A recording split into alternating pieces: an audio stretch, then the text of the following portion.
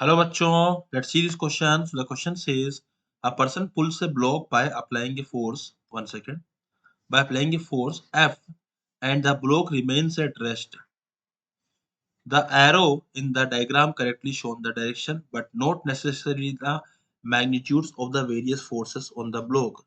Which of the following relation amongst the forces F, W, N, and small f? F is external force, W is the weight, N is normal, and small f is friction. Must be true. Here F is friction, W is weight, already it is given, and N is the normal. Okay.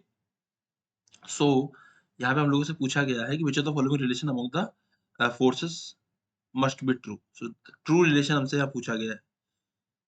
So what we will do first of all we will write the key concept. So the key concept is what? At equilibrium,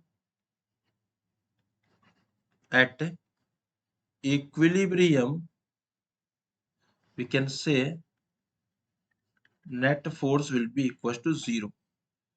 okay, net external force 0 हो जाएगा. अगर मैं इस diagram की बात करूं, तो इस डायग्राम में यहाँ पे क्या हो रहा है? There is a block here and इसका खुद का कुछ वेट था W.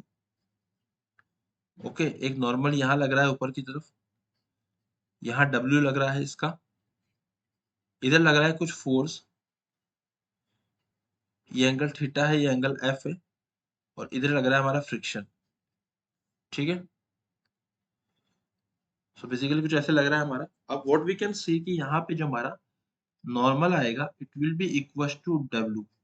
ये तो हो गया पहला केस. जो हमारी फ्रिक्शन की मैक्सिमम वैल्यू आएगी it should greater than equal to small f. Okay, and friction की मैक्सिमम वैल्यू किसके बराबर हो सकती है हमारी? Mu into normal. This should be greater than equal to small f. Getting my point बच्चों?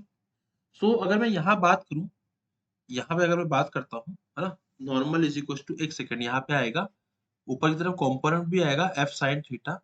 So normal plus f sin theta, ये दोनों मिला के w के बराबर आएंगे. एंड इधर जो मेरा आएगा वो आएगा f cos थीटा.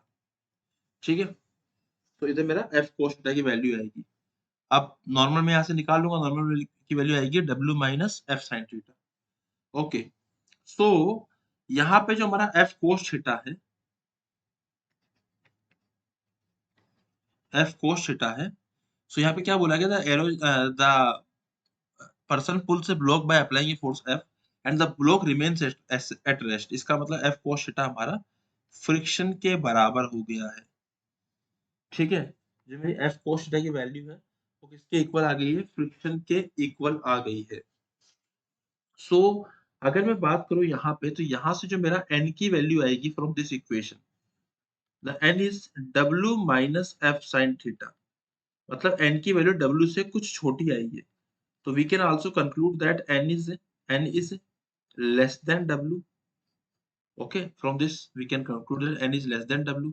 ये करेक्ट स्टेटमेंट है. So this statement is correct.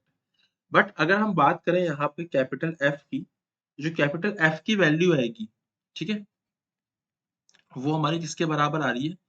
Small f divided by cos theta. ठीक है, अब हम जानते हैं कि जो हमारा small f divide by cos theta है, cos थीटा की वैल्यू हमेशा 0 से 1 के बीच में रहेगी, मतलब -1 से 1 के बीच में रहेगी. मैग्नीट्यूड वाइज 0 से 1 के बीच में रहेगी.